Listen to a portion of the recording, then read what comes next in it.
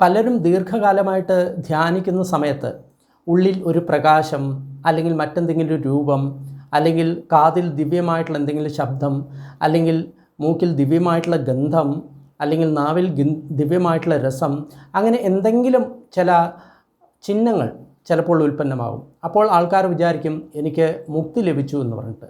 കാരണം പരമസത്യം ചൈതന്യമാണ്, പ്രകാശമാണ്, അപ്പോൾ എൻ്റെ ഉള്ളിൽ പ്രകാശം വന്നു കഴിഞ്ഞാൽ എനിക്ക് മുക്തി ലഭിക്കും എന്ന ഒരു തെറ്റിദ്ധാരണ മിക്കരുടെയും മനസ്സിലുണ്ട്. പക്ഷേ ഒരു കാര്യം മനസ്സിലാക്കണം, ഇതൊന്നും മുക്തി മോക്ഷം അല്ല എന്നുള്ളത്. ഒരു പ്രകാശവും, അതായത് ചെറിയ പ്രകാശം മുതൽ വലിയ പ്രകാശം വരെ, പ്രകാശം ഒരിക്കലും മുക്തിയുടെ കാരണമല്ല, അത് മുക്തിയല്ല. നമ്മൾ പോകുന്ന വഴിയിലുള്ള ചില കാര്യങ്ങൾ മാത്രമാണ് അത്, അതായത് ചിഹ്നങ്ങൾ മാത്രമാണ് അത്.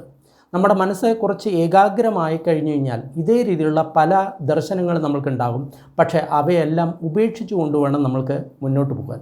ഈ ലക്ഷണങ്ങളുടെ കാര്യം എന്ന് പറയുന്നത് നമ്മുടെ മനസ്സ് കുറച്ച് സമയത്തേക്ക് ഏകാഗ്രമായി, അതായത് യാതൊരുവിധ ശത്രുക്കളും, നമ്മുടെ മനസ്സിലെ കുറേ ശത്രുക്കളുടെ രാഗദ്വേഷം അതൊന്നും വരാതെ ഇരിക്കുന്ന സമയത്താണ്, ഒരു 5 മിനിറ്റോ 10 മിനിറ്റോ യാതൊരുവിധ പ്രശ്നങ്ങളുമില്ലാതെ ഇരിക്കുന്ന സമയത്താണ് ഈ തരത്തിലുള്ള പ്രകാശവും അതേപോലെ തന്നെ അനുഭവങ്ങളെല്ലാം വരുന്നത്. പക്ഷേ അത് ഒരിക്കലും മുക്തിയല്ല. ഇതേപോലുള്ള കൂടുതൽ വീഡിയോകൾക്ക് ഡിസ്ക്രിപ്ഷൻ ബോക്സ് നോക്കുക.